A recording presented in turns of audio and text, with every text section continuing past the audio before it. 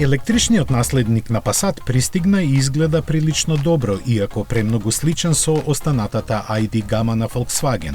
Познатиот изглед сепак подобро стои на една ваква голема лимузина отколку на хеджбек или кросовер, со блага воздржаност околу задниот дел кој некако не импресионира.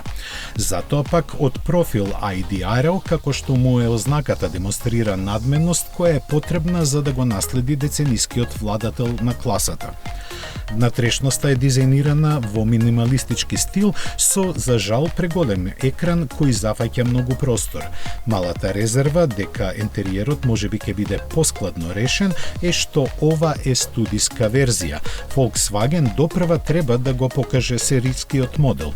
Тој ќе започне да се продава најпрво во Кина уште во втората половина од годинава, а идната 2023 и во Европа и Америка.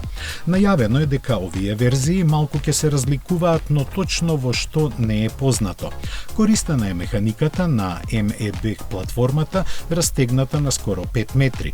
Во поглед на батериите и електромоторите нема ништо ново, но сепак би требало да ги почекаме нашите изведби.